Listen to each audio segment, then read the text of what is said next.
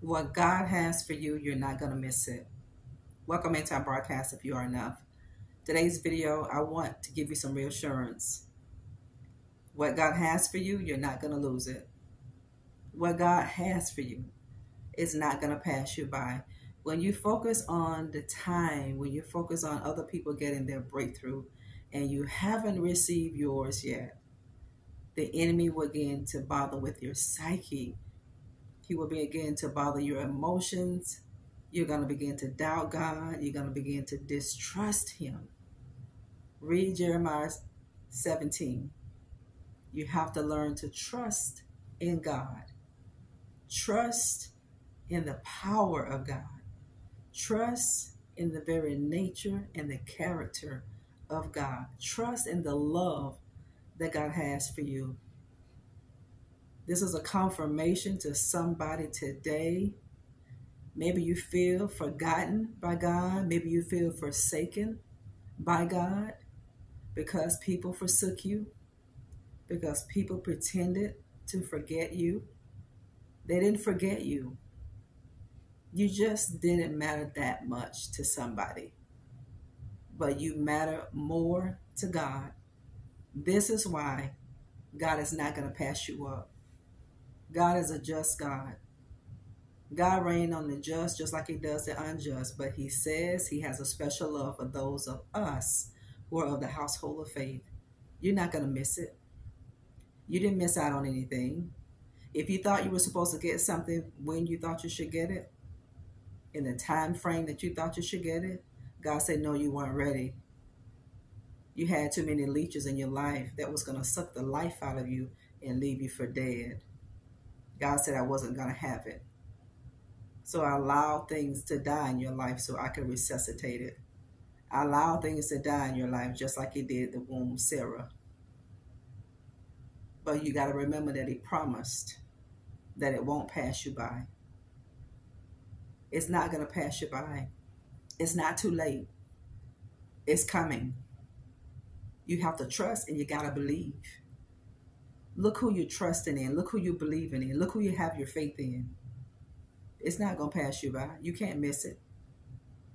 Some people think if they're not with a certain person in their life that they believe that God sent to them, that a person or a family member or a friend intervened and caused that person to look at you out of a different eye, and you believe or you heard from God that this was your kingdom person, and the enemy got into that relationship and that marriage and dismantled it down from the root.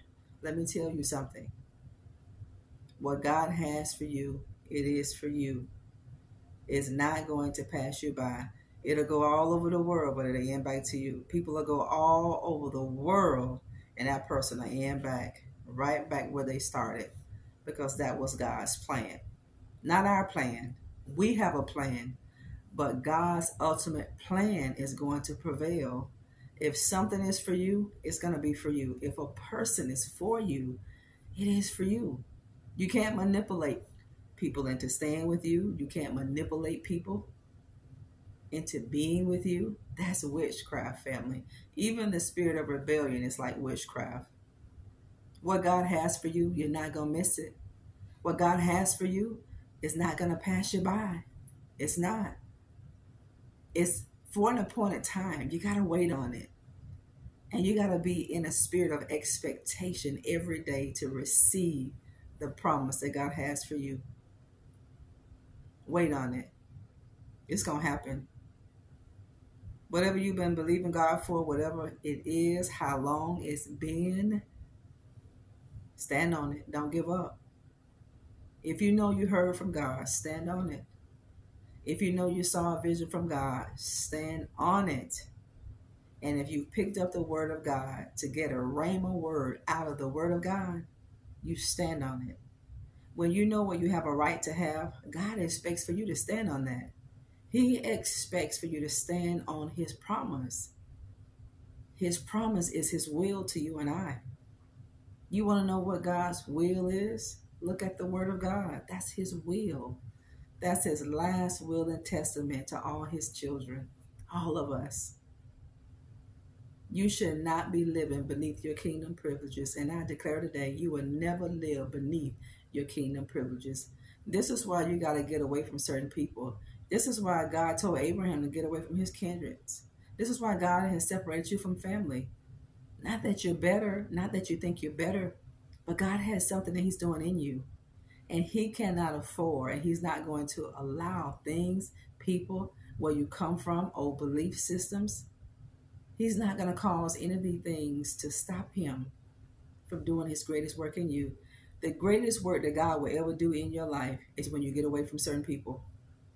The greatest work that you're going to witness firsthand that God is going to do through you, you're going to get away from the people that you know, the people that you're so familiar with, because they're going to hold you hostage where you come from. And they're going to do it through anger. They're going to do it through jealousy. They're going to do it through enviousness. And they're going to do it through coming through your mind.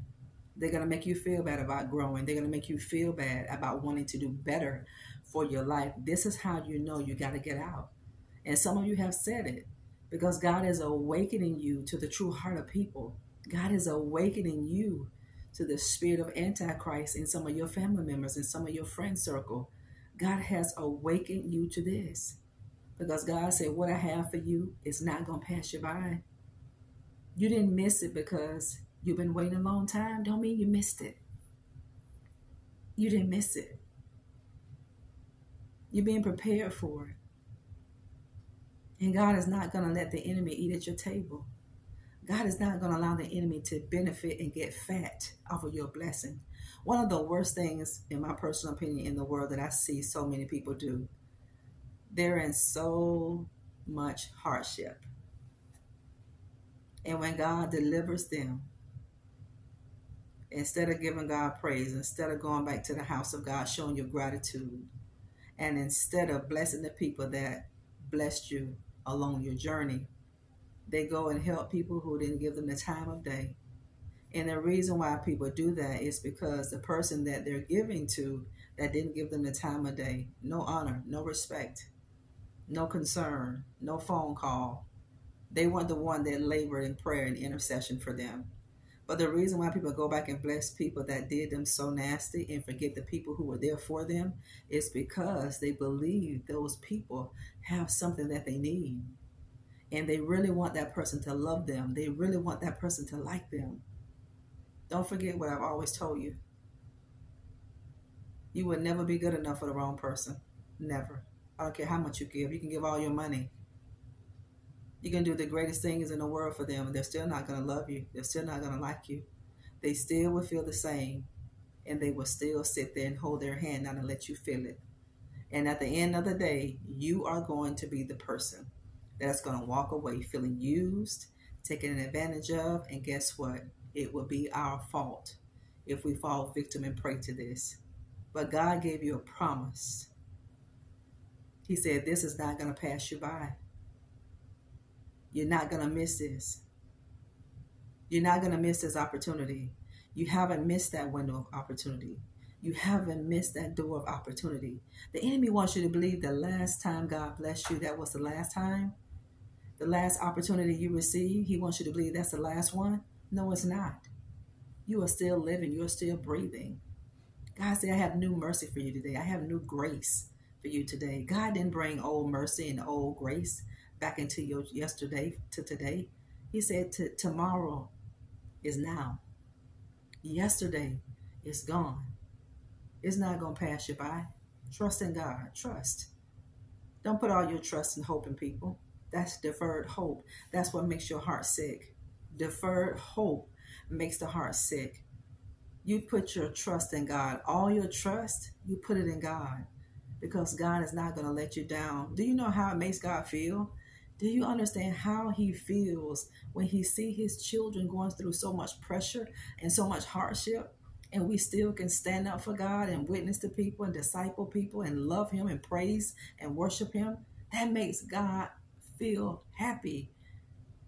He's so warm on the inside. And this is what causes the hand of God to bless you exceedingly and abundantly above all you can ever ask or think, according to the power that worked down on the inside of you. God did not forget you. God didn't forsake you. He didn't leave you either. You feel lonely, but you're not alone. You're in the fire, but you're not in that fire alone, and you're not going to burn. And when you come out of this, you're not going to smell like smoke, and you're not going to look like one trial, one test that you've gone through with. Hang in there. Your breakthrough is coming. It is. You got to believe it.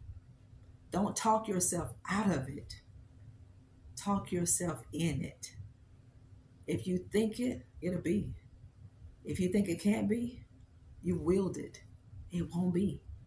Your mouth is power. Death and life are in the power of your tongue. The words that you speak, they give life or damnation to your soul. You have a choice. God gave us a choice. He said you get to choose death and life. Which one do you choose? Choose life. Faith or doubt? Choose faith. Belief or not? Choose belief. You have no reason to doubt God. You don't. You have reason to doubt some people, but you still do for them, don't you? You still give your all in all to people that you shouldn't. We got to get this thing right, and we got to trust in our God with all our heart, mind, hope, soul, and spirit. Everything we have, we need to trust God because he's worthy of our trust. And he's not going to fail you. He's not going to disappoint you. Not one time. He's not, family of God. Thank you for tuning in today. Don't forget to subscribe to our channel, like and share our videos for us. Keep hitting that like button and go back and revisit those pre-recorded lives and those pre-recorded videos. And thank all of you for supporting that book, Becoming a Master of Divine Consciousness. Thank you for supporting our products here on YouTube, our benevolence candles, and our journal, our pen, and our benevolence candles on Instagram. You want to know how you can sow back into the ministry? Keep praying for us and purchase the book, purchase our products, and hang in there. Remember, you are a seed, and no matter where you plant it, you're going to produce, and you're going to produce a great harvest. What God has for you, it will never pass you by.